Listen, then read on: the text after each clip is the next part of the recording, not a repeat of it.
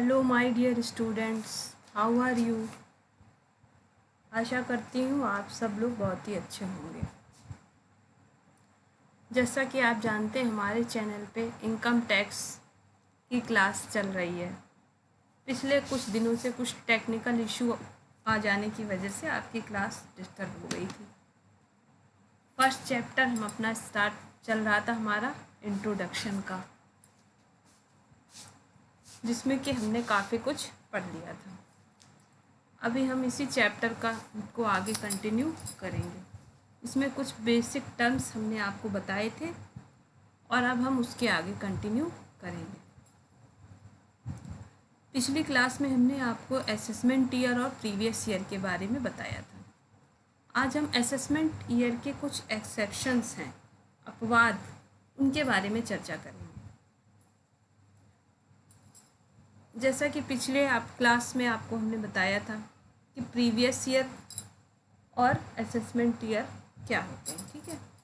In which year we earn income, this is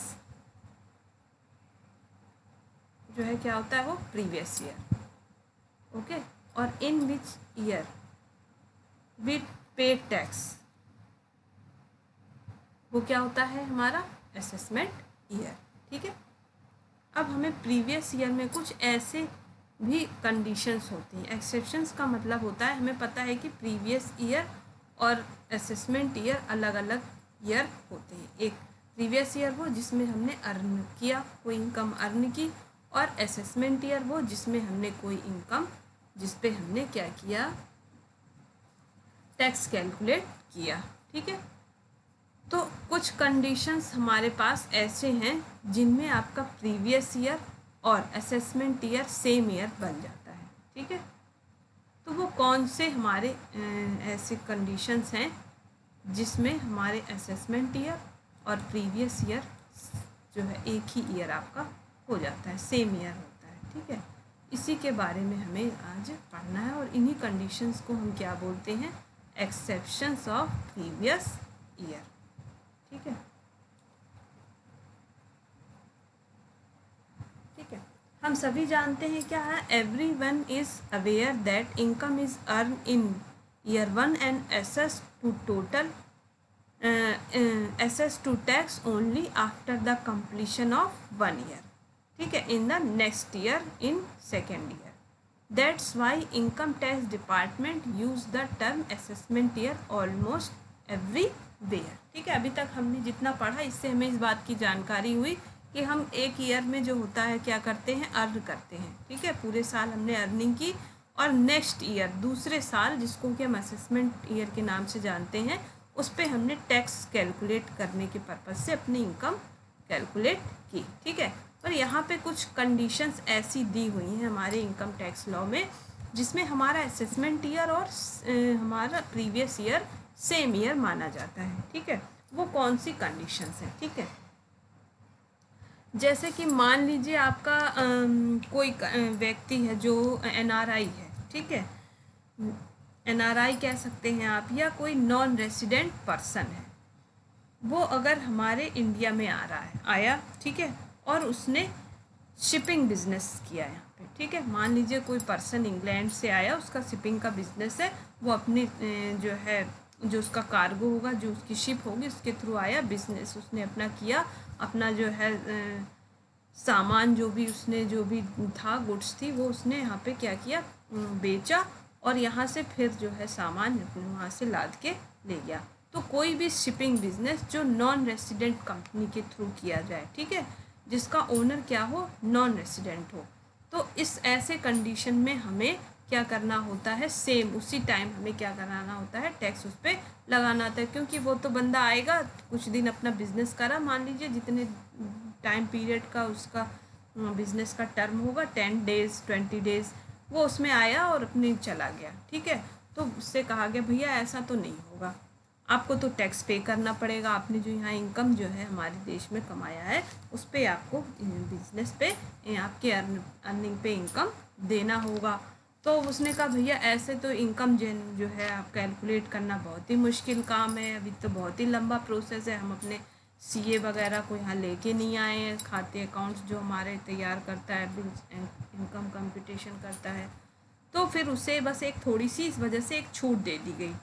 क्या छूट दे दी गई कि जो है जहाज़ के मालिक से ये कहा गया कि कोई बात नहीं, आप इसके लिए अभी हम आपके लिए एक सुविधा की दृष्टि से आपको एक छूट दे रहे हैं। क्या छूट दे रहे हैं कि आपने जो है आपके समुद्री जहाज़ द्वारा जितना भी आपने भाड़ा, ठीक है, अब जैसे शिपिंग का बिजनेस है तो उसमें क्या है, उनका काम क्या है, प्रोडक्ट सामान को लाना, ले जाना, पहुंचाना, तो उसके लिए उन्हें क्या मिलता है, फ्रेट मिलता है। तो जितना भी भाड़ा आपको मिला है इस दौरे के दौरान, उसका 7.5% यानी 7.5% जो है उसको आपकी आय मान लिया जाएगा, ठीक है, और उसी के अकॉर्डिंग उन पे टैक्स जो है कैलकुलेट कर लिया जाएगा, ठीक है।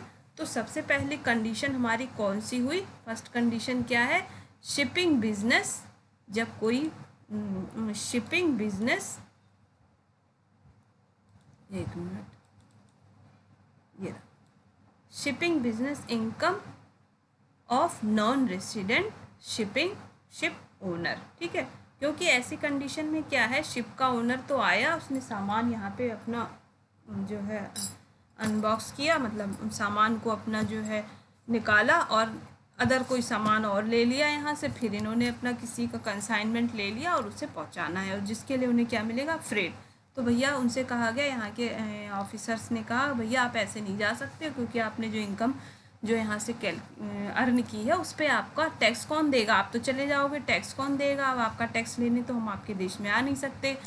तो फिर जो है उसे इस थोड़ी सी जो है रिलीफ क्या दे दी गई कि उनके भाड़े का 7.5% उनकी इनकम में मान ली जाएगी, और उस इनकम पे टैक्स कैलकुलेट करके उनसे टैक्स ले लिया जाएगा, तभी उन्हें हम जाने दे सकते हैं। मतलब बिना टैक्स पे किए वो व्यक्ति वहाँ से नहीं जा सकता है। तो इस कंडीशन में क्या है, हमारा प्रीवियस ईयर और हमारा असेसमेंट ईयर एक ही माना जाएगा, क्योंकि वो व्यक्ति हमें फिर दोबारा नहीं मिलेगा, हम उसका इंतज़ार नहीं कर सकते, असेसमेंट ईयर आएगा तब हम उस पर टैक्स लगाएंगे, ठीक है। तो ये हो गई first condition. I think you clear very well, ठीक है। नेक्स्ट दूसरी कंडीशन क्या है, in case of persons living India, ठीक, ऐसा कोई व्यक्ति जो भारत छोड़ के जा रहा हो, ठीक है, भारत या आपका देश या इंडिया छोड़ के कब क्यों, मान लीजिए कोई आपका फ्रेंड है, उसे जो है बहुत अच्छा था, बहुत अच्छा बच्चा था, बहुत अच्छे पढ़ने में था, बहुत उसके अंदर बहुत अच्छी ऐसी कोई योग्यता थी जिसकी वजह से उसे जो है अमेरिका वालों ने बुला लिया और कहा कि आओ बेटा तुम हमारे यहाँ रहो, हम तुम्हें जॉब देंगे और इतनी सैलरी देंगे, ठीक है। तो अब जो है व्यक्ति मान लीजिए बीच में, साल के बीच में ही जो है उसको ऑफ़र आया, अब उसने कहा भैया ठीक है, सबसे मिलने गया है, आपसे भी मिलने आया, अपने मम्मी पापा से मिला, जो है बहुत खुश था वो। उससे कहा गया, पूछा गया और बताओ भैया आप कब आओगे अब वापस, आपने पूछा और बताओ दोस्त कब वापस आओगे, तो उसने कहा भैया अब तो हमारे आने का कोई इरादा यहाँ पे है नहीं, जब छुट्टी वुट्टी मिलेगी तो हम देखेंगे, क्योंकि वो उसे वहाँ पे क्या मिल गई है, जॉब मिल गई है। तो ऐसी कंडीशन में उसने अभी तक जितना भी इनकम यहाँ पे हमारे भारत में अपने देश में रहते हुए कमाया है, तो उससे कहा जाएगा, इनकम टैक्स डिपार्टमेंट कहेगा भैया आप अपना टैक्स पे करते हुए ही जाओ, ठीक है। ऐसी कंडीशन में हम इंतज़ार नहीं करेंगे कि जब हमारा असेसमेंट ईयर आएगा तब हम जो है टैक्स जो है करेंगे कैलकुलेट, क्योंकि फिर ये व्यक्ति वापस नहीं आ रहा है, जो वो वापस आने के इरादे से नहीं जा रहा है, ठीक है। हाँ, अगर मान लीजिए कोई व्यक्ति घूमने जा रहा है 10 दिनों के लिए, 5 के लिए, महीने के लिए, तो अलग कंडीशन होती है, पर यहाँ पे क्या कंडीशन है, वो व्यक्ति इंडिया छोड़ के जा रहा है, क्यों जा रहा है, क्योंकि वहाँ पे उसको नई जॉब मिल गई है। तो ऐसी कंडीशन में हमारा जो प्रीवियस ईयर चल रहा होता है, क्योंकि जिस ईयर में हम इनकम अर्न करते हैं वो हमारा प्रीवियस ईयर होता है, उसी ईयर में जो है उससे जो है क्या कर लिया जाएगा, उसकी इनकम कैलकुलेट करके अभी तक जितना भी उसने कमाया है उससे आयकर प्राप्त कर ली जाएगी। क्यों, क्योंकि वो भारत छोड़ने के पर्पज से जा रहा है, ठीक है, क्लियर है। नेक्स्ट है हमारा सेक्शन, देखिए सेम है, ये सेक्शन 174 के तहत है और ये सेक्शन 174A के तहत है, ये सेक्शन हमारे इनकम टैक्स एक्ट के सेक्शन से, ठीक है। अब मान लीजिए आपने सुना है कुछ व्यक्तियों का समूह, ठीक है, जो है AOP के बारे में और BOI के बारे में आपको हमने बताया था अभी। पर्सन्स के अंदर में ये आते हैं हमारे, ठीक है। AOP क्या होता है? व्यक्तियों का समूह होता है। ये ऐसे व्यक्तियों का समूह है जिसमें पर्सन्स में इंडिविजुअल पर्सन भी इंक्लूडेड है, कोई कंपनी और हमारी कोई कह सकते हैं आप पार्टनरशिप फर्म भी इंक्लूडेड है, ठीक है। आपको इसका अंतर याद रखना है, AOP और BOI में क्या डिफरेंस है, ठीक है। और BOI में क्या है? ये भी व्यक्तियों का ही समूह है, पर इसमें हम क्या करते हैं, कोई जो है इसमें केवल इंडिविजुअल पर्सन ही इंक्लूडेड होता है, ठीक है।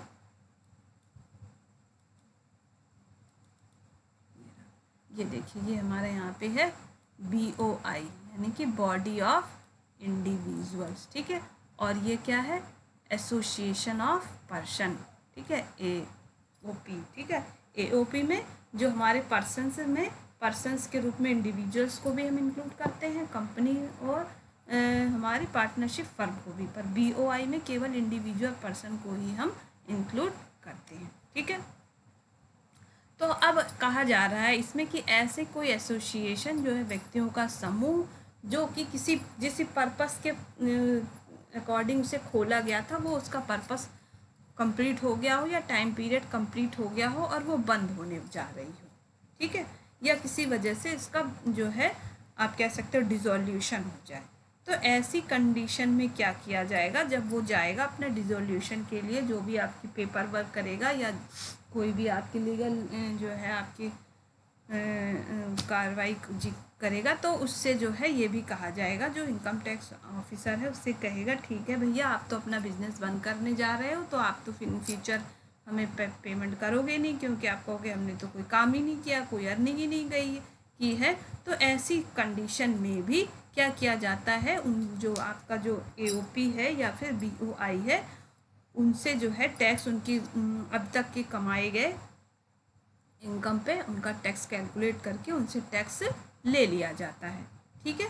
तो ये भी एक कंडीशन है। पहला क्या था हमने पढ़ा था, जो हमारी शिपिंग बिजनेस हो जिसका कि मालिक कोई नॉन रेसिडेंट हो, ठीक है, और वो यहाँ आया और अपना बिजनेस किया और जाने की फिराक में था, तो उससे हम टैक्स ले लेंगे उसकी इनकम पे, क्योंकि फिर वो हमें दोबारा नहीं मिलेगा, ठीक है।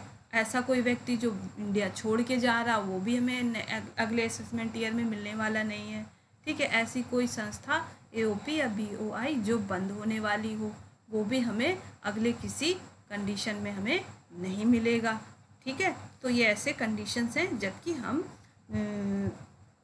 उनकी जो है क्या कह सकते हैं आप, इनकम पे हम प्रीवियस ईयर में ही टैक्स कैलकुलेट कर लेंगे, ठीक है।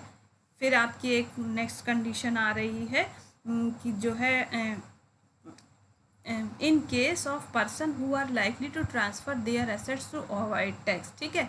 ऐसा कोई व्यक्ति, मान लीजिए किसी व्यक्ति के पास बहुत बड़ी कोई प्रॉपर्टी है, करोड़ों की प्रॉपर्टी है, उसने क्या किया, टैक्स को बचाने के पर्पस से किसी और के नाम से उस जो है प्रॉपर्टी को ट्रांसफ़र कर दिया है, ठीक है। तो ऐसे जो है कंडीशन में भी क्या किया जाएगा, उससे जो है टैक्स आप असेसमेंट ईयर की बजाय प्रीवियस ईयर में ले लिया जाएगा, क्योंकि वो अपनी प्रॉपर्टी को क्या कर रहा है, किसी और को ट्रांसफ़र कर रहा है, ठीक है। जो है कहीं और जो है इंडिया के बाहर के किसी व्यक्ति को ट्रांसफ़र कर रहा है, ठीक है। तो कर बचाने के उद्देश्य से जब कोई भी व्यक्ति संपत्ति या अपनी किसी एसेट्स का ट्रांसफ़र करता है, तो उससे क्या करते हैं हम, चालू वर्ष यानी प्रीवियस ईयर में ही हम टैक्स ले लेते हैं, ना कि हम असेसमेंट ईयर का इंतज़ार करेंगे, ठीक है। एक और आपकी कंडीशन है सेक्शन 176 के तहत, इन केस ऑफ डिसकंटिन्यू बिजनेस, ठीक है। अब कोई बिजनेस कर रहा था कोई व्यक्ति या कोई प्रोफेशन का है, ठीक है, मान लीजिए कोई डॉक्टर है, कोई इंजीनियर है, या आप कह सकते हैं कोई बिजनेसमैन है, किसी भी वजह से वो अपना जो है क्या कर रहा है, बिजनेस बंद कर रहा है, व्यवसाय बंद कर रहा है या पेशा बंद कर दिया है, ठीक है। तो क्या किया जाएगा, उस व्यक्ति से उसी वर्ष में उसके कमाई गई इनकम पे टैक्स वसूल कर लिया जाएगा, क्योंकि वो व्यक्ति अब क्या कर रहा है, बिजनेस को बंद कर रहा है, चाहे वो किसी भी वजह से कर रहा हो, ठीक है।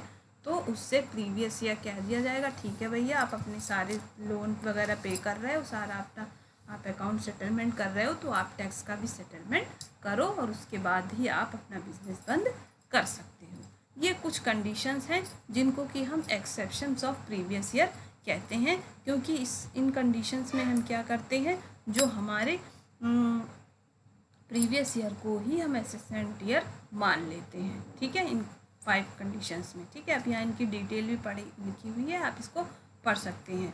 Where a ship is owned on character by non resident and in used for carrying passengers. ठीक है, कोई भी जो नॉन रेसिडेंट आपकी शिप है, चाहे वो कभी कभी पैसेंजर्स लाने के लिए भी इनका यूज़ होता है, सामान लाइव स्टॉक लाने के लिए भी होता है, मेल और गुड्स। ठीक है, कुछ भी लाने के लिए, जैसे इन चीज़ों में से कर रहा है port in India. His income for such business shall be tax in the year which is earn. ठीक है, तो ऐसे बिजनेस की इनकम उसी साल जो है टैक्सेबल होगी जब उसने अर्न किया है, और इस पर्पज़ से उसकी जो भी उसने फ्रेट कमाया है उसका 7.5% क्या मान लिया जाएगा, उसकी इनकम मान ली जाएगी, और उसी के अकॉर्डिंग उस इनकम पे हम उस पर टैक्स कैलकुलेट किया जाएगा। नेक्स्ट हमारा आ रहा था, कोई व्यक्ति जब इंडिया छोड़ के जा रहा हो, ठीक है, कोई इंडिविजुअल है, may leave India during the current financial year और shortly after its expiry and that he has no present intention to returning, उसकी रिटर्निंग की कोई इंटेंशन नहीं है, he shall assess the total income of such an individual for the period from the expire of the previous year relevant to the assessment year or probable date of departure from India in the same year। ठीक है, मतलब ऐसा कोई व्यक्ति जो India छोड़ के जा रहा है और उसकी वापस आने की अभी कोई भी जो है मंशा ना हो, तो उसकी टोटल इनकम को इसी साल एसेस कर लिया जाएगा और एज ए इंडिविजुअल उस पर टैक्स जो है क्या कर दिया जाएगा, चार्ज किया जाएगा। ठीक है, कोई भी हमारा जो है एसोसिएशन हो या बॉडी हो जो कि हमारी पर्सन्स के द्वारा बनाया गया हो, उसका किसी भी वजह से, चाहे उसका पर्पस कंप्लीट हो गया हो, चाहे उसकी टाइम पीरियड कंप्लीट हो गई, या अदर किसी वजह से अगर वो बंद हो रही हो और अपनी जो है डिसोल्यूशन की लीगल प्रोसेसिंग कर रही हो, तो इस लीगल प्रोसेसिंग में उसको टैक्स भी पे करना होगा, और सेम ईयर में असेसमेंट ईयर और प्रीवियस ईयर सेम माना जाएगा। ठीक है, persons trying to alienate his assets, अपना कोई एसेट जो है किसी और व्यक्ति को ट्रांसफ़र कर दिया है, ठीक है, अपना टैक्स बचाने के पर्पज़ से, तो ऐसे व्यक्ति को भी कर निर्धारण वर्ष और आपका कह सकते हैं क्या चालू वर्ष और यानी प्रीवियस ईयर और असेसमेंट ईयर सेम माना जाएगा और उससे टैक्स उसी समय ले लिया जाएगा। और इसी तरह से कोई बिजनेस या प्रोफेशन हमारा बंद होने जा रहा हो तो भी हम जो है क्या करेंगे, ये हमारी कुछ कंडीशंस हैं जिसमें हम क्या करेंगे, असेसमेंट ईयर और प्रीवियस ईयर सेम माना जाएगा। ठीक है, आपको बहुत अच्छे से समझ में आ गया होगा ये सारे एक्सेप्शंस। अब अगर आपको कोई प्रॉब्लम हो तो आप फिर से कमेंट में पूछ लीजिएगा। ठीक है बेटा, नेक्स्ट हम देखते हैं अब ग्रॉस टोटल इनकम। ठीक, ये तो हमारी बात हो गई, हमारी क्या हो गई, प्रीवियस ईयर हो गया, हमने समझ लिया, असेसमेंट ईयर समझ लिया। अब हम क्या करते हैं, प्रीवियस ईयर में कमाई गई इनकम पे असेसमेंट ईयर में क्या करते हैं, हम टैक्स कैलकुलेट करते हैं। तो अब हमें टैक्स के पर्पस से क्या इनकम क्या होती है, हमें सबसे पहले समझना है कि जो है ग्रॉस टोटल इनकम क्या होती है। ठीक है, तो हमने आपको बताया था कि इनकम के पर्पस से हमने जो है 5 कैटेगरीज में सोर्सेस को डिवाइड किया है। ठीक है, income from salary, income from house property, profit and gain from business and other profession, capital gains और इनकम फ्रॉम अदर सोर्सेस। इन सारे ही सोर्सेस के द्वारा अर्न की गई इनकम को जब हम टोटल करते हैं तो उसको हम क्या बोलते हैं, ग्रॉस टोटल इनकम। ठीक है, इनके द्वारा जो भी हमने जब कैलकुलेट करेंगे आप चैप्टर वाइज चैप्टर, उसके बाद जो है इंडिविजुअल की से आपको इनकम कैलकुलेट करोगे तो इस 5 हेड के तहत जितनी भी इन्होंने इनकम कमाई है इन सभी का टोटल करके जो इनकम आती है उसको हम बोलते हैं ग्रॉस टोटल इनकम। ओके, और इसको जो है आपकी ये वाली ग्रॉस टोटल इनकम की डेफिनेशन सेक्शन 80B सबसेक्शन 5 के तहत दी गई है। ठीक है, ये हमने यहाँ पे डिनोट नहीं किया है, इसको किस में तहत किया गया, 80B और सब सेक्शन 5 के तहत इसकी डेफिनेशन दी गई है। ठीक है, इसके तहत क्या है, जो इन सभी हेड्स की जो टोटल करने के बाद जो इनकम आएगी वो क्या होती है, हमारी ग्रॉस टोटल इनकम। ओके, अब इसके बाद जो हम क्या करते हैं, ग्रॉस टोटल इनकम कैलकुलेट करने के बाद क्या करते हैं, कुछ आप आगे एग्जेम्पशंस के बारे में पढ़ेंगे। कुछ इनकम्स ऐसी हैं जो हम एग्जेम्प्ट होती हैं इनकम टैक्स में उनके पर्पस से, ठीक है। एग्जेम्प्ट इनकम को हम क्या करते हैं, ग्रॉस टोटल इनकम में से लेस कर देते हैं। तो उसके बाद जो हमारी इनकम आती है उसको हम कहते हैं टोटल इनकम, ठीक है। जैसे कि आप ये पढ़े, gross total it is always calculate before providing exemption under, ठीक है, deduction from section 80 CCC to 80 U, यानी 80 ट्रिपल सी से लेके 80 U तक कुछ आपको एग्जेम्पशंस या डिडक्शंस बताए जाएंगे।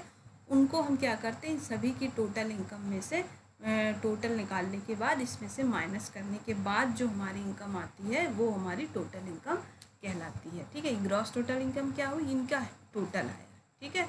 इसके बाद इस टोटल में से क्या लिखा है, देखिए, total income stated simply is gross total income as reduced by amount permissible as deduction under section 80 triple C to 80 U, यानी 80 ट्रिपल सी से 80 U तक में कुछ डिडक्शंस हैं जिनके बारे में हम आपको आगे बताएंगे।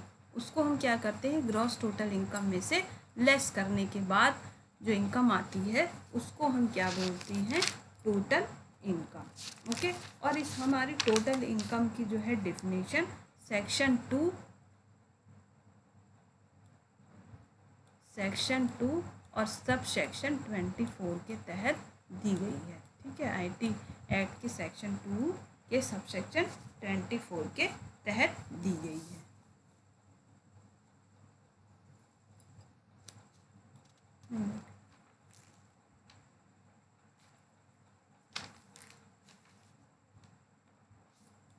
सॉरी स्टूडेंट्स, ये थोड़ी सी इसमें कन्फ्यूज़न हो गया था।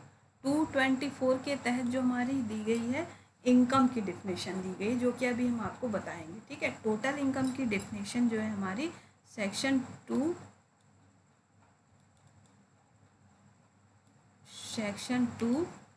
सब सेक्शन 45 के तहत दी गई है, ठीक है। ये हमारी इनकम टैक्स की, ठीक है। तो टोटल इनकम हमारी क्या होती है, ग्रोस टोटल इनकम में ये हमारी डिडक्शन लेस करने के बाद, ठीक है। अब हमने टोटल इनकम पढ़ लिया और ग्रॉस टोटल इनकम पढ़ लिया, ठीक है। अब हमें पढ़ना है ये इनकम वर्ड है, जो इसमें हम कौन कौन सी इनकम को इंक्लूड करते हैं, ठीक है। तो आपका जो इनकम की डेफिनेशन, जैसा कि हमने अभी आपको बताया था, सेक्शन 2 सब सेक्शन 24 के तहत गिवन है, ठीक है। इसके तहत जो है कहा गया है, जो इनकम क्या होती है, कोई भी इनकम, ठीक है, जो आपने इन जो आपके सोर्सेस 5 सोर्सेस बताए गए उनके तहत आपने प्रीवियस ईयर में अर्न की है, वो उसको हम क्या कहते हैं, आपकी इनकम, ठीक है। और ये इस इनकम की क्या सबसे पहले विशेषताएं होती है, ये पढ़ लीजिए। ये जब इनकम टैक्स के अकॉर्डिंग कोई भी इनकम जो रेगुलर मिली हो आपको, और जो है किसी आपके टाइम पीरियड के कह सकते हैं आप गैप में मिली हो, इन कॉमन, देखिए जैसे लिखा है, income is known as regular periodic return to a person from his activity, ठीक है। कोई भी एक्टिविटी जो आप कर रहे हैं उससे रेगुलर बेसिस पे जो भी आपके पास रिटर्न आ रही हो वो क्या होती है, हम इनकम में इंक्लूड करते हैं, ठीक है। तो इनकम को जो है बहुत ही विस्तृत रूप से इनकम टैक्स लॉ के तहत में क्या किया गया है, डिफाइन किया गया है, ठीक है। तो इस इनकम में जो है पेरियोडिकली तो रेगुलर मिलनी भी चाहिए और पेरियोडिकली भी होने चाहिए, ठीक है। ऐसा नहीं एक बार मिल गई फिर नहीं मिल रही है, फिर एक बार आपने कभी एक बार आपके पास कोई इनकम आ गई, अमाउंट आ गई, फिर नहीं आ रही है, तो ये हमारी, जैसे कि आप कह सकते हैं कोई आकस्मिक इनकम, मान लीजिए आपने लॉटरी जो है खेलते हैं, बहुत सारे लोग जुआ खेलते हैं ना, स्पेकुलेशन करते हैं, अचानक से कोई प्राइज़ निकल आया, ठीक है। तो इनको हम इनकम जो है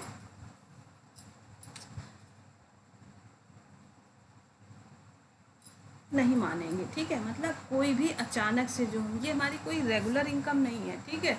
तो इनकम के तहत जो हमारी रेगुलर बेसिस पे कोई अमाउंट आ रही हो उसे हम जैसे कह सकते हैं, कोई प्रॉफिट, हम बिजनेस कर रहे हैं तो कोई प्रॉफिट हम कमा रहे हैं, ठीक है। जैसे कि आपने कहीं अमाउंट आपने कैश, जैसे किसी आपने सुना होगा शेयर्स ही खरीद रखे हैं आपने, तो जो शेयर्स लेते हैं तो उनको डिविडेंड मिलता है, तो ये हमारी इनकम हो गई। या आपने कहीं पे म्यूचुअल फंड्स आपने ले रखी तो उस पर इंटरेस्ट मिल रहा है, ये भी आपकी इनकम है, रेगुलर बेसिस पे आ रही। आपने बैंक में देखा होगा रिजर्व्स रखते हैं जमा करके अपने, तो उस पर भी आपको इंटरेस्ट मिलता है, ठीक है। चाहे वो 6 मंथ के उसमें डिफरेंस से मिलता है, कभी कभी मंथली भी मिलता है, ठीक है। बड़े अमाउंट होते हैं तो मंथली इनकम भी होती है, तो इसे भी हम इनकम मानेंगे, ठीक है। कोई भी ऐसा जो भी आप अर्निंग हो रही है जो एज ए सैलरी आपको मिल रही हो, ठीक है। आप कहीं जॉब कर रहे हैं, सैलरी मिल रही हो, कोई बिजनेस चला रहे हैं तो आपको क्या मिल रही है, उसमें प्रॉफिट आप अर्न कर रहे हो, ठीक है। आपके पास कोई हाउस है जिसको कि आपने रेंट पे दे रखा है, कोई प्रॉपर्टी है, कोई मशीन है, कोई भी एसेट्स है, फिक्स एसेट्स है जिसको आपने कहीं रेंट पे लगा रखा हो, ठीक है। जो पार्टनरशिप, एज ए पार्टनरशिप आपको कहीं किसी पार्टनरशिप फर्म में आप इंक्लूड हैं तो सैलरी मिल रही हो, चाहे बोनस या कमीशन मिल रहा हो, ठीक है। कोई आपने कैपिटल जो है, आप जैसे कैपिटल गेन पर के अकॉर्डिंग जो आप जैसे कोई एसेट्स है उसे आप खरीदने बेचने का काम कर रहे हो, उसके तहत जो भी आपको इनकम हुई वो भी आ जाएगी आपकी। तो इस तरह के बहुत सारे इनकम, ठीक है। तो इन इनकम्स में क्या क्या आपके जो भी इनकम में अमाउंट आप इंक्लूड करोगे, क्या इंक्लूड होना, क्या आपकी उसमें क्वालिटीज़ होनी चाहिए, ठीक है। ये आपकी सबसे पहले तो क्या है, चाहे कैश के रूप में मिला हो, काइंड का मतलब होता है कोई सुविधा, ठीक है। कभी कभी आप देखा जॉब करने कहीं जा रहे होते हैं, या आपके कहीं फैमिली मेम्बर्स होंगे या कहीं आपके फ्रेंड्स होंगे, तो उन्हें जो सैलरी मिल रही है, ठीक है, पर मंथ, और उसके बाद उन्हें कुछ जो है एम्प्लॉयर क्या करते हैं, कुछ सुविधाएं भी उन्हें अवेलेबल कराते हैं, जैसे कि मान लीजिए कन्वेंस की सुविधा है कि ऑफिस की कोई व्हीकल है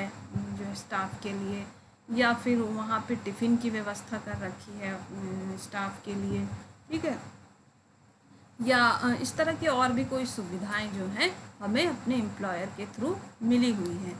तो हम इनकम में क्या करेंगे, वो सैलरी कैश तो इंक्लूड करेंगे, साथ में जो हमें सुविधा मिली हुई है उसका भी हम क्या करते हैं, कैलकुलेशन अमाउंट में या कैश में करके उसको भी हम अपने इनकम में जोड़ेंगे, ठीक है। क्योंकि अगर हमें कन्वेंस ना मिली होती तो हम क्या करते, अपना अमाउंट खर्च करके तब जाते, तो वो हमारा बच रहा है ना, कन्वेंस के हमारे अमाउंट बच रहा है, वो क्या हो गई हमारी इनकम।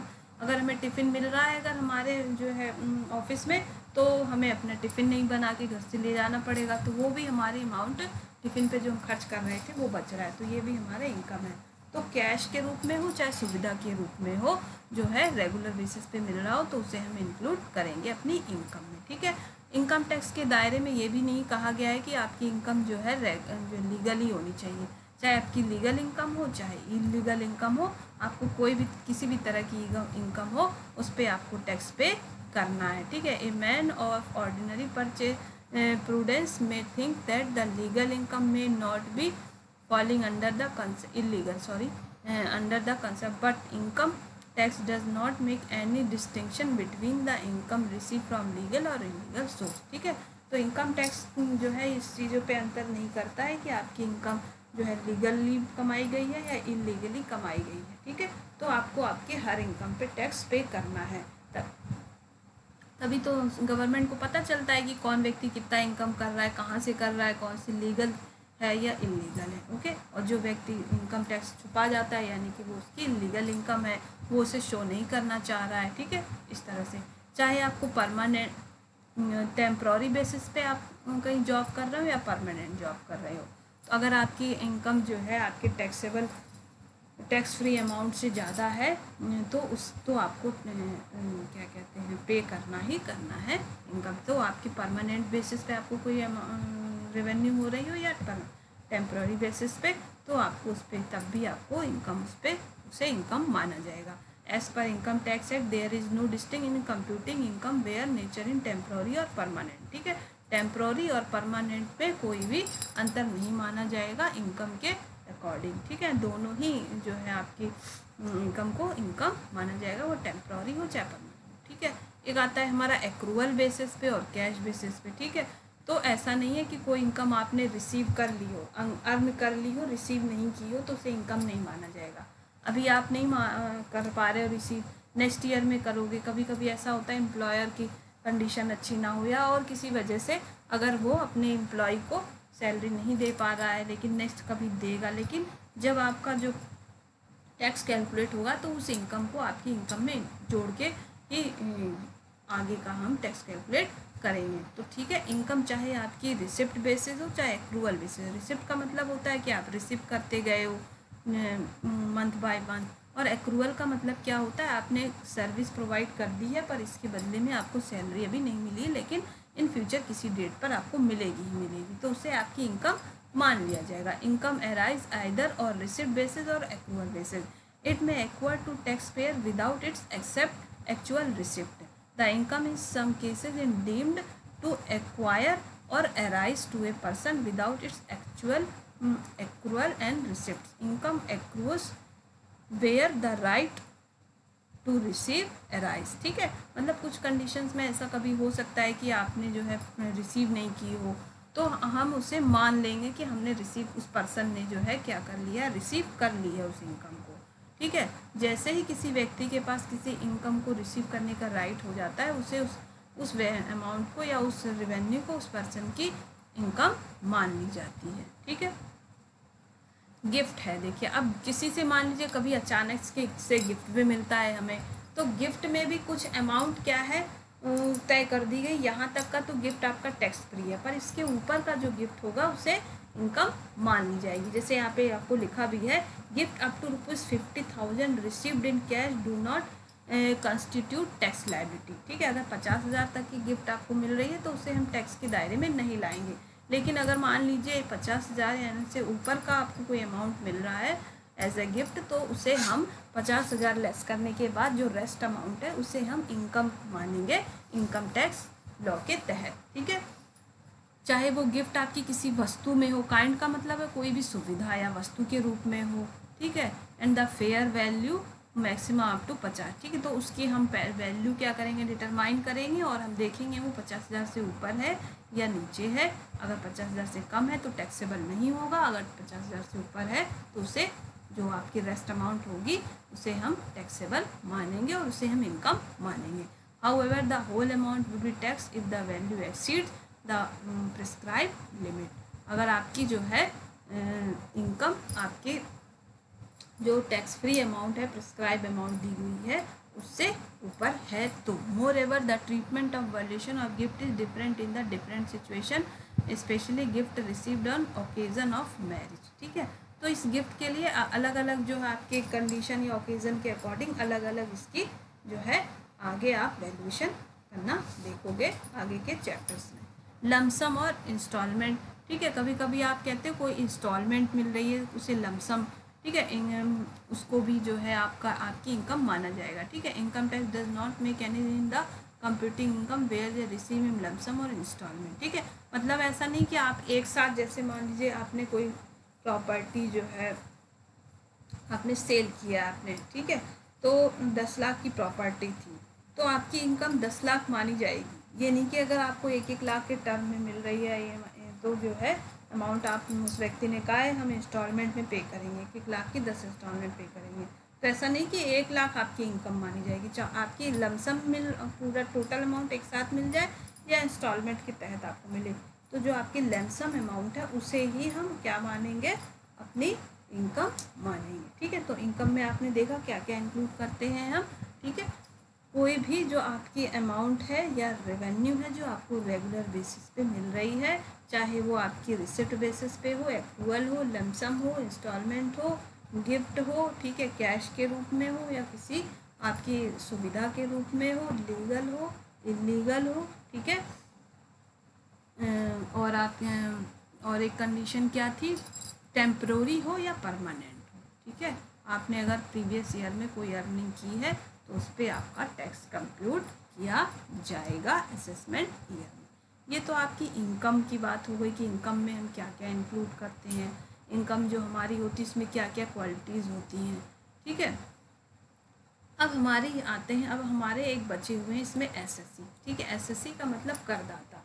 अब किस व्यक्ति को एसएससी माना जाएगा इनकम टैक्स एक्ट के तहत। ठीक है, एसएससी से आपको समझ में आ रहा होगा, कोई भी व्यक्ति जो टैक्स पेयर होगा, करदाता है, जो टैक्स पे करेगा वो क्या है, एसएससी होगा। ठीक है, एसएससी की डेफिनेशन इनकम टैक्स एक्ट की सेक्शन 2 सबसेक्शन 7 में गिवन है। An SSC is a tax payer means a person who under the income tax act is subject to pay tax और any other sum of money, ठीक है, as defined under subsection 7 of the act, ठीक है। यानी कि जो आपका section आपका इनकम टैक्स एक्ट का सेक्शन 2 सबसेक्शन 7 है, इसमें कहा गया है कोई भी व्यक्ति जो टैक्स पे करने के लिए लायबल हो, ठीक है, उसे हम एसएससी मानते हैं, ठीक है। चाहे फिर वो खुद का टैक्स दे रहा हो, ठीक है, इसमें बहुत सारे कंडीशन है। मान लीजिए कोई व्यक्ति है, वो अपनी इनकम जनरेट कर रहा है तो उस पर अपना खुद का भी टैक्स पे कर रहा हो, ठीक है। चाहे वो किसी अन्य, चाहे इसके लिए वो कोई इंटरेस्ट या आपकी पेनल्टी देने के लिए उत्तरदायी हो, उसे भी एसएससी माना जाएगा। या फिर किसी मतलब कोई भी ऐसा व्यक्ति जिसके ऊपर टैक्स पे करने की कार्यवाही आरंभ हो गई हो, ठीक है, उसे हम एसएससी मानेंगे। या वो किसी और की इनकम के लिए जो है रिप्रेजेंटेटिव के रूप में भी के तहत जो है उसकी इनकम पे टैक्स जो है कैलकुलेट हो रहा हो, तो भी उसे हम एसएससी मानेंगे, ठीक है। मतलब कि है क्या, एक एसएससी ऐसा कोई भी व्यक्ति होगा, टैक्स पेयर होगा, जिस पर कि इनकम टैक्स के तहत उसकी इनकम या सम ऑफ मनी को क्या किया जाए, कैलकुलेट किया जाए और उसे टैक्स के लिए कार्यवाही आरंभ स्टार्ट की जाए, ठीक है। The expression any other sum of money include other such obligations payable for instance, जैसे फाइन। मान लीजिए कोई ऐसा व्यक्ति हो जिसने टाइम पे नहीं किया हो टैक्स, तो उस पर फाइन भी लग सकता है, इंटरेस्ट भी लग सकता है, पेनल्टी भी लग सकता है। तो टैक्स पे करने के लिए लाइबल हो या कोई फाइन या इंटरेस्ट या पेनल्टी, इनमें से कोई भी अमाउंट पे करने के लिए वो लाइबल हो, तो उसे एसएससी माना जाएगा या एसएससी में इंक्लूड किया जाएगा, ठीक है। मोस्टली इसे हम इनकी एसएससी की 3 कंडीशंस हो सकती है। पहला क्या है, एवरी पर्सन्स अगेंस्ट होम, ठीक है, पहली क्या शर्त है एसएससी होने की, home proceeding has been started, ऐसा कोई भी व्यक्ति जिसके प्रति जो है प्रोसीडिंग यानी कार्यवाही आरंभ हो चुकी हो उसकी इनकम को कैलकुलेट करने के लिए, ठीक है। For assessment of his income loss, चाहे उसको इनकम हुई हो चाहे लॉस हो, पर उसका पहले हम कंप्यूटेशन तो करेंगे ना कि इनकम हुई है या नहीं हुई है, या लॉस हुई है कितना हुई है, तो उसे हम एसएससी ही मानेंगे। तो बाद में पता होगा कि वो ऐसे कितना अमाउंट पे करने के लिए लाइबल है या नहीं है, या उसकी टैक्स इनकम जो है टैक्स एग्जेम्प्ट जो हमारी इनकम की जो एग्जेम्पशन लिमिट है उससे कम है, तो वो टैक्सेबल नहीं है, ठीक है, टैक्स पर पे करने के लिए लाइबल नहीं है। पर जब कोई भी व्यक्ति जिस पे कोई भी कार्यवाही इस तरह की आरंभ हो जाती है उसे हम एसएससी मानते हैं, ठीक है, क्लियर है। सेकेंड कंडीशन क्या है, हु इज़ डीम्ड टू, कोई व्यक्ति है जिसे मान लिया गया है एसएससी, ठीक है। मान लीजिए कोई व्यक्ति है वो इंडिया में जो है इंग्लैंड में रह रहा है या फिर अमेरिका में रह रहा है, लेकिन जो है उनका बिजनेस हमारे इंडिया में चल रहा हो, ठीक है। कोई ऐसा व्यक्ति हो, मान लीजिए कोई विजय माल्या है, वो चले गए अमेरिका, ठीक है, और पर उनका बिजनेस यहाँ चल रहा है, तो उनके लिए उनकी तरफ से जो भी व्यक्ति उसे वो प्रेजेंट करके जाएंगे एज ए एजेंट, क्योंकि कोई जो टैक्स ऑफिसर क्या होगा, बार बार अमेरिका जाएगा, इंग्लैंड जाएगा उनसे टैक्स वसूलने, नहीं, तो उन्होंने अपने लिए अपनी तरफ से एक एजेंट नियुक्त कर दिया है, ठीक है। तो वह उसी एजेंट पे जो है टैक्स की कार्यवाही की जाएगी। तो उस एजेंट को क्या है, मान लिया गया है, विजय माल्या की तरफ से मान लिया गया है कि ये इनकी तरफ से टैक्स पे करेंगे, तो कंडीशन को कहते हैं डीम्ड, मान लेना, किसी व्यक्ति को मान लेना, जैसे कोई लीगल रिप्रेजेंटेटिव हो किसी व्यक्ति का, या फिर कोई व्यक्ति मान लीजिए जो एक्सपायर हो गया है, ठीक है, तो वैसा तो नहीं वो एक्सपायर हो गया है तो हम उसके साथ जाएंगे भगवान जी के पास, कहेंगे लाओ भैया तुम पहले अपना टैक्स पे करो तब जाना, नहीं, तो उसके बदले में उसके बाद जो उसका लीगल रिप्रेजेंटेटिव होगा उसे मान लिया जाएगा, उसके लिए उसकी इनकम को पर टैक्स पे करने का जो है उसे टैक्स पेयर मान लिया जाएगा। तो जो है टैक्स कैलकुलेट होगा जो उसी व्यक्ति पर जिसकी इनकम है, लेकिन एज ए रिप्रेजेंटेटिव, जो भी हमारे लीगल रिप्रेजेंटेटिव हो या कोई एजेंट हो, तो उसको माना जाएगा इस कंडीशन में, क्या माना जाएगा, एसएससी। ठीक है, किसी और की इनकम के लिए जब किसी व्यक्ति को मान लिया जाता है, तो ऐसा कब माना जाएगा, या तो वो व्यक्ति एक्सपायर हो गया हो, या वो व्यक्ति नॉन रेसिडेंट हो, यहाँ नहीं रह रहा हो, और उसका बिजनेस यहाँ पे भी चल रहा हो, हमारे इंडिया में भी चल रहा हो। तो ऐसे व्यक्ति की जो है टैक्स पे जो है कार्यवाही, टैक्स जो है कंपटीशन करने के लिए उसके एजेंट या रिप्रेजेंटेटिव पर जो है को क्या माना जाएगा, एसएससी। तो इसके नाम से हम इनकम टैक्स का जो है फाइल, रिटर्न जो भी होगा वो हम तैयार करेंगे। ठीक है, एसएससी इन डिफ़ॉल्ट, कभी कभी क्या होता है एसएससी इन डिफ़ॉल्ट, ये तीसरी कंडीशन है। ठीक है, पहला क्या था हमारा, जिस पे भी हमारी कोई टैक्स की प्रोसीडिंग स्टार्ट हो गई। दूसरा क्या है, डीम्ड, मान लिया गया हो। अब एसएससी इन डिफ़ॉल्ट, अब एसएससी इन डिफ़ॉल्ट में क्या मतलब होता है, जैसे मान लीजिए कुछ एम्प्लॉयर होते हैं, वो क्या करते हैं, जैसे ये एम्प्लॉयर हैं, एम्प्लॉयर वो होते हैं जो हमें सर्विस देते हैं। ठीक है, एम्प्लॉयर हैं ये, इनके यहाँ कोई वर्क करते हैं बहुत सारे एम्प्लॉई। ठीक है, जैसे यहाँ हो गए एक्स हो गए, वाई हो गए और जेड हो गए, इस तरह से इनके यहाँ कई जो है कर्मचारी एम्प्लॉयर वर्क करते हैं। और ये जो है इन्होंने सभी एम्प्लॉयर को मान लीजिए 5 लाख की सैलरी पर रखा हुआ है, 5 लाख की सैलरी पर। ठीक है, अब इनसे क्या कहा है गवर्नमेंट ने, इनसे कह रखा है कि आप जो भी सैलरी पे करोगे, आप टैक्स जो है काट के तब आप क्या करोगे, इनको एम्प्लॉई को पे करोगे। तो ये हर एम्प्लॉई से मान लीजिए 1 लाख जो है ये काटते हैं, क्या करते हैं, टैक्स। ठीक है, टैक्स काट के तब 4 लाख सबको, यानी 4 लाख का पेमेंट करते हैं पर एम्प्लॉई। ठीक है, तो इनके पास जो ये पर एम्प्लॉय 1 लाख बच रहा है, वो ऐसा नहीं इनकी इनकम है, ये इनको कहाँ करना है, सबमिट करना है। इसको हमें सबमिट करना होता है गवर्नमेंट के पास, इसको बोलते हैं हम टीडीएस। ठीक है, टैक्स डिडक्शन एट सोर्स, मतलब कि जिस सोर्स से हमें इनकम मिल रही है, हमारा टैक्स पहले ही कट के हमें सैलरी मिल रही है। ठीक है, तो हम फिर बाद में क्या करते हैं, मान लीजिए इनकी इनकम जो है टैक्सेबल ना हो, मतलब इनकी जो टैक्स लिमिट्स है उससे कम इनकम है मान लीजिए, तो क्या करते हैं ये लोग जो हैं, जो एम्प्लॉई हैं, ये क्या करेंगे, अपना टीडीएस फाइल करेंगे। ठीक है, यानी टैक्स टीडीएस का फाइल, मतलब टीडीएस के लिए जो क्या है रिटर्न, ठीक है, के लिए मतलब गवर्नमेंट के तहत जो है अपना जो है कहेंगे कि हमारी जो है ये हमारे टैक्स आपने ले लिया पर हम लायबल नहीं है टैक्स पे करने के। तो ऐसे कंडीशन में क्या करेगी गवर्नमेंट, इनका सारा कंप्यूटेशन तो करेगी ना, कहेगी आप अपना सारा इनकम का जो है ब्यौरा आप हमें भेजो, फिर हम देखते हैं आप टैक्स पेयर हो या नहीं हो। तो जो है जब फिर देखेगी गवर्नमेंट, हाँ ठीक है सही कह रहे हैं, तो इन्हें क्या किया जाता है, विथ इंटरेस्ट इनकी टैक्स का अमाउंट पेमेंट वापस कर दिया जाता है। पर क्या करना है, एम्प्लॉयर को यह आदेश मिला हुआ है कि आप जो है 1 लाख रुपए टैक्स के काट के ही आप सैलरी पे करोगे और ये अमाउंट आप हमारे पास जमा करोगे, ये अमाउंट ये गवर्नमेंट के पास चला जाता है। ठीक है, तो इसको हम क्या बोलते हैं, deduction, tax deduction at source. ठीक है, इसके लिए हम रिटर्न फाइल, और एम्प्लॉय क्या करता है, इसके लिए रिटर्न फाइल करता है। ठीक है, रिटर्न फाइल करता है। जब ये एम्प्लॉय रिटर्न फाइल करेगा तो इसे एसएससी मान लिया जाएगा एज ए डिफ़ॉल्ट, मतलब एज ए डिफ़ॉल्ट का मतलब क्या हुआ, गलती।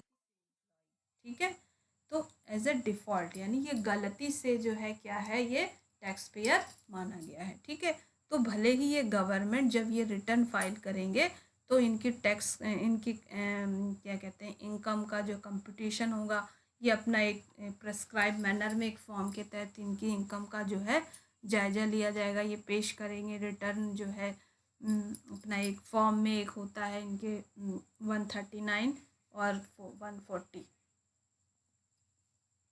के सेक्शन के तहत जो है प्रेस्क्राइब मैनर में ये अपने जो है फाइल करेंगे गवर्नमेंट के पास कि हमारी टैक्स जो है आपने ज़्यादा ले लिया है। तो अगर गवर्नमेंट देखेगी हाँ ये सही कह रहे हैं, तो ये इन्हें जो है जो टैक्स है ये वापस विथ इंटरेस्ट वापस हो जाता है। ठीक है, तो ये जो है हमारा प्रोसेस, ये हमने अभी शॉर्ट में बताया है आपको। ये बहुत ही लंबा प्रोसेस है और एक अलग इस पर टॉपिक बन सकता है चैप्टर। ठीक है, ये हम फिर कभी आपको अच्छे से और समझाएंगे। अभी आपको बस ये समझना है कि कुछ एम्प्लॉयर ऐसे होते हैं जो अपने एम्प्लॉयर को क्या करते हैं, सैलरी अपना टैक्स की अमाउंट काट के तब पे करते हैं, और ये अमाउंट जितनी इन्होंने कलेक्ट की है गवर्नमेंट की अकाउंट में सबमिट हो जाता है। और ये एम्प्लॉय, इसको हम क्या कहते हैं, TDS, tax deduction at source. ठीक है, और अगर ये नहीं काटेंगे तो गवर्नमेंट इन पर क्या करेगी, कुछ भी लीगल जो है आपकी, आप कह सकते हैं लीगल कोई भी प्रोसीजर चालू कर सकती है। तो ये इन पर जो है खतरा आ सकता है। तो इस वजह से जो है एम्प्लॉयर ये कार्य उनके लिए करना मजबूरी होता है, और एम्प्लॉय क्या करते हैं, बाद में अपने रिटर्न के लिए फाइल करते हैं। तो ये क्या है, एज ए डिफ़ॉल्ट, गलती से, मतलब ठीक है, SSC इन डिफ़ॉल्ट का मतलब होता है गलती से ये SSC है। पर ये अब जैसे ही इन्होंने अपना रिटर्न फाइल कर दिया, इन्हें SSC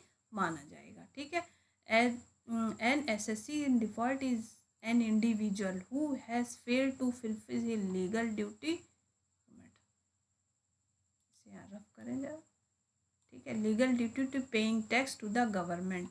ठीक है, या तो कुछ लोग ऐसे भी होते हैं जिन्होंने अभी तक टैक्स पे नहीं किया है, टैक्स पे करने में, कि ड्यूटी पे करने में उन्होंने फुलफिल करने में फेल हो गए हैं, तो उन्हें भी जो है माना जाएगा SSC इन डिफ़ॉल्ट, है ना। और an employ is deemed to be an SSC in default, और कुछ लोगों को गलती से मान लिया जाता है, मान लीजिए हमने SSC मान लिया है।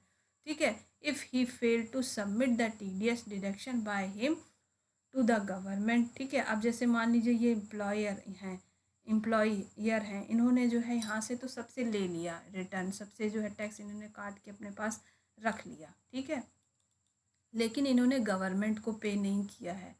ओके,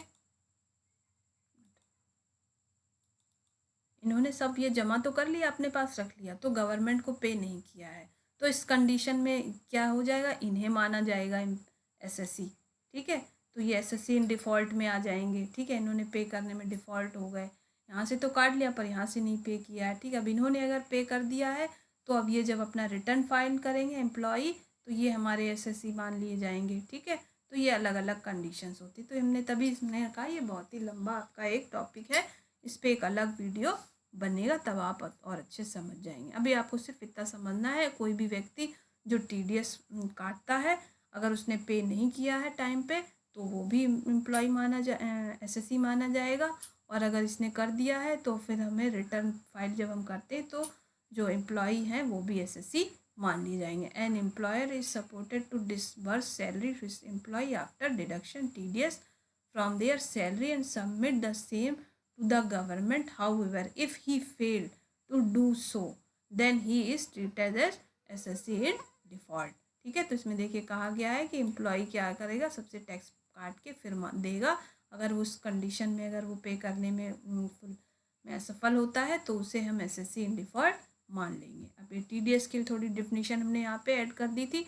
TDS क्या होता है, under income tax in some cases payer of income is under the obligation to pay income to the payee of after the deduction of tax। मतलब कुछ ऐसी कंडीशंस हैं जिसमें क्या करते हैं एम्प्लॉय, क्या करते हैं टैक्स डिडक्शन करने के बाद जो है इनकम पे करते हैं। ठीक है, इफ़ पेयर टू फेल, अगर पेयर क्या कहता है, फेल हो चुका है, डिडक्ट सच टैक्स डिडक्शन में, ऐसे डिडक्ट करने में टैक्स, अगर पेयर फेल है आफ्टर डिडक्शन फेज, और अगर डिडक्ट कर लिया है तो गवर्नमेंट अकाउंट में डिपॉजिट करने में फेल है, तो he will be known as SSC in default. ठीक है, ये जहाँ पे इसने डिफ़ॉल्ट किया हो किसी व्यक्ति ने। ठीक है, अगर ये हो गया डिफ़ॉल्ट, अगर इसने एम्प्लॉयर ने जो है डिडक्ट कर नहीं किया है, एक तो कंडीशन ये हो गई, डिडक्ट कर लिया है तो गवर्नमेंट के अकाउंट में पे नहीं किया है। ठीक है, तो ये कंडीशन हो गई। या कोई भी व्यक्ति इंडिविजुअल जो अपनी टैक्स की ड्यूटी पे करने में फेल होता है, उसे भी हम SSC इन डिफ़ॉल्ट मानते हैं। ठीक है, तो यहाँ पे आपने 3 कंडीशन देखे, इन तीनों ही कंडीशन में ऐसे इंडिविजुअल्स जो आपके जिन पर या तो सबसे पहले या तो उनकी प्रोसेसिंग चालू हो गया हो उन पर टैक्स कैलकुलेट करने का, दूसरा वो किसी और की इनकम के लिए रिप्रेजेंटेटिव नियुक्त किए गए हों या फिर लीगल आप कह सकते हो एजेंट के रूप में हो, ठीक है, तो उन्हें भी एसएससी माना जाएगा। और तीसरा क्या है, एसएससी इन डिफ़ॉल्ट, यानी कोई गलती की हो या फुल पे करने में उनकी लीगल ड्यूटी जो है उन्होंने फेल हो गए हों, या जो है कोई एम्प्लॉयर डिडक्ट ना किया हो उसने टैक्स, या डिडक्ट करने के बाद गवर्नमेंट के अकाउंट में सबमिट ना किया हो गवर्नमेंट के पास, तो भी ऐसी कंडीशन में वो एसएससी इन डिफ़ॉल्ट माना जाएगा, ठीक है। और अगर मान लीजिए एम्प्लॉयर जो है सक्सेस है, डिडक्ट भी कर रहा है, गवर्नमेंट ऑफिस में जमा भी कर रहा है, तो एम्प्लॉय क्या करेंगे, मान लीजिए उनकी इनकम टैक्सेबल अमाउंट से कम है, ठीक है, तो क्या करेंगे, तब भी वो रिटर्न के लिए जो लोग फाइल करते हैं कि हमारा टैक्स ज़्यादा चला गया है आपके पास जो है, तो जो ये रिटर्न जो है गवर्नमेंट जब उस पर सारी प्रोसीजर करने के बाद गवर्नमेंट चेक करती है, तो फिर क्या होता है, वो हमारा रिटर्न जो है एम्प्लॉय को वापस मिल जाता है विद इंटरेस्ट। तो इस कंडीशन में उस एम्प्लॉय जब रिटर्न फाइल करेगा तो वहाँ पे वो भी एसएससी मान लिया जाएगा। तो यहाँ पे ये किन्हें किन्हें हम एसएससी मानते हैं इसके बारे में आपने देखा, ठीक है। अब जो है ये एसएससी को कुछ जो है नामों से भी अलग अलग डिवाइड किया गया है इनकम टैक्स एक्ट में, ये हमने एक एज ए नोट्स हमने इंक्लूड कर लिया है अपने नोट्स में, ठीक है, इसको आपको ज़्यादा डिटेल में जाने की ज़रूरत नहीं है, चलिए फिर भी हम थोड़ा बता देते हैं, ठीक है। एन एसएससी में भी एन इंडिविजुअल, कोई भी एसएससी कौन होता है, इंडिविजुअल होता है, liable to pay tax for himself और to pay tax on behalf of somebody, ठीक है, मतलब चाहे तो वो अपने इनकम पे टैक्स पे करने के लिए लाइबल हो या किसी और व्यक्ति की तरफ से जो है उसके एज ए रिप्रेजेंटेटिव हो, ठीक है, लाइबल हो, तो उसे भी हम क्या मानते हैं, एसएससी मानते हैं, ओके। तहत जो है आप देखेंगे जो आपके एसएससी को कई टाइप से जो है में डिवाइड किया गया है इन इनकम टैक्स लॉ, ठीक है। सबसे पहला तो आपका एक नॉर्मल एसएससी आ जाता है, ठीक है। नॉर्मल एसएससी वही व्यक्ति होता है जो अपनी इनकम पे टैक्स पे कर रहा होता है, ठीक है। The income tax classified assessee in different category and assessee में either be a normal assessee, representative, deemed assessee or assessee in default. यहाँ पहले भी समझ चुके हैं, बस यहाँ पे इनकी थोड़ी थ्योरी हमने ज़्यादा बढ़ा के लिख दी है, ठीक है। तो नॉर्मल एसएससी कौन होता है, जो अपनी इनकम पे कर रहा होता है, ठीक है, सॉरी एक मिनट, ठीक है। नॉर्मल एसएससी कौन होता है, जो अपनी स्वयं की इनकम पे जो है जब उसकी प्रोसेसिंग चालू हो जाए इनकम को कंप्यूटेशन करने का। दूसरा रिप्रेजेंटेटिव एसएससी कौन होते हैं, ऐसे व्यक्ति जो किसी और की इनकम के लिए जो है एज ए एजेंट जो है नियुक्त किए जाते हैं, उन्हें हम रिप्रेजेंटेटिव एसएससी कहते हैं। किसी और की इनकम पर कोई और व्यक्ति इनकम पे टैक्स पे करे, ठीक है, तो उसे हम वहाँ पे करदाता मानेंगे। डीम्ड यानी मान लिया गया है, कोई व्यक्ति जैसे एक्सपायर हो गया है या कोई एनआरआई है, ठीक है, जिसका बिजनेस यहाँ भी चल रहा है, या कोई नॉन रेसिडेंट व्यक्ति है, तो उसके लिए किसी अन्य व्यक्ति को हम मान लेते हैं। आप कभी देखेंगे माइनर, ठीक है, माइनर और मेजर आजकल देखता है, बच्चे भी कितने टैलेंटेड होते हैं, छोटे छोटे बच्चे अपने टैलेंट के तहत बहुत इनकम अर्न कर लेते हैं, आप देखते होंगे। तो क्या होता है, ऐसा नहीं उस माइनर की इनकम के लिए माइनर टैक्स पे करेगा, उस माइनर की इनकम के लिए उनके पेरेंट्स को मान लिया जाता है, ठीक है, एसएससी। तो अब कैसे है, इसकी क्या कंडीशन है, कौन से पेरेंट्स को, मदर को माना जाएगा या फादर को, ये आपको हम आगे बताएंगे। तो उस माइनर की इनकम को किसे मान लिया जाता है, उनके पेरेंट्स की इनकम। तो माइनर के लिए एज ए जो है किसे माना गया, उनके पेरेंट्स को। तो ये हो गया हमारा डीम्ड एसएससी, ऐसे लोगों को हम डीम्ड एसएससी इन डिफ़ॉल्ट, वही वाला हमारा टीडीएस वाला केस आ जाता है यहाँ पे, ठीक है। यहाँ पे इनकी दी हुई normal individual who is liable to pay tax for the income earn by him for a particular financial year, ठीक है। नॉर्मल एसएससी क्या होता है, जो अपनी इनकम पर टैक्स पे करने के लिए लाइबल हो। रिप्रेजेंटेटिव कौन सा होता है, जो किसी और की इनकम पर होता है, ठीक है, कुछ ऐसे केसेस होते हैं जब कोई व्यक्ति एक्सपायर हो जाए किसी थर्ड पार्टी की इनकम पे, या एज ए रिप्रेजेंटेटिव भी हम कभी कभी किसी व्यक्ति को नियुक्त कर देते हैं कि हमारे सारे अकाउंट्स और टैक्सेस के बारे में लेन देन आप करोगे, ठीक है। जैसे किसी व्यक्ति के बिजनेस बहुत सारी कंट्रीज़ में होते हैं, तो सारी कंट्रीज़ में वो थोड़ी जाएगा अपना टैक्स पे करने के लिए, तो अपनी तरफ से वो किसी व्यक्ति को प्रेजेंट कर देगा या एज ए एजेंट नियुक्त कर देगा, ठीक है। इसी तरह से डीम्ड ने बता ही दिया कि कोई भी ऐसे कंडीशन हो सकती है कि माइनर गार्जियन, ठीक है, माइनर के गार्जियन को उसका माना जाएगा, ठीक है। अगर कोई आपका संस्था चल रही है तो उसके जो आपने जैसे HUF में देखा होगा, हिंदू अनडिवाइडेड फैमिली, वहाँ पे किसी सबकी तरफ से जो कर्ता होता है ना, मोस्ट एलिजिबल जो है, मोस्ट एल्डर जो मेल पर्सन होता है, उसे सबकी तरफ से करदाता माना जाता है, SCC माना जाता है, तो ये भी डीम्ड SCC माने जाएंगे, ठीक है। तो जब हम किसी अन्य व्यक्ति की इनकम के लिए किसी अन्य को हम लाइबल मान लेते हैं तो वो डीबल क्या हो जाता है हमारा डीम्ड SSC, और इसी तरह से हमारा डिफ़ॉल्ट SSC डिफ़ॉल्ट भी हमने आपको समझा दिया, ठीक है स्टूडेंट्स। तो आज के लिए इतना ही रखते हैं हम लोग। आगे जो है ये हमारा लगभग हमारा इंट्रोडक्शन का चैप्टर फिनिश हो गया है। अगर इसमें कोई टर्म रह गया होगा तो हम फिर आगे देख लेंगे, ठीक है। तो ये हमारे जो है सारा ये हमारा इंट्रोडक्शन का चैप्टर आज ख़त्म होता है। अब इसके आगे के नेक्स्ट चैप्टर्स हम नेक्स्ट वीडियो में अपलोड करेंगे, ठीक है। Okay, thank you for watching this video. और हमें ने अपनी तरफ से बहुत अच्छा प्रयास किया है समझाने का। अब आप लोगों को भी अच्छा प्रयास करना है समझने के लिए, ठीक है। वीडियो को पॉज करके और जो है रिवाइंड करके फॉरवर्ड करके आप बार बार देखिए, अच्छे से समझने का प्रयास करिए। और अगर आपको लेक्चर लंबा लगे तो आपका जो है आप जितनी कैपेसिटी हो आप उतना ही पढ़िए, ठीक है। आप उसे नेक्स्ट डे पढ़िए, थोड़ी टाइम का जो आप गैपिंग दे के पढ़िए, ठीक है। क्योंकि ये तो रिकॉर्डेड वीडियो है और ये आपके पास हमेशा ही आपको अवेलेबल रहेंगे। Okay, again thank you for watching this video.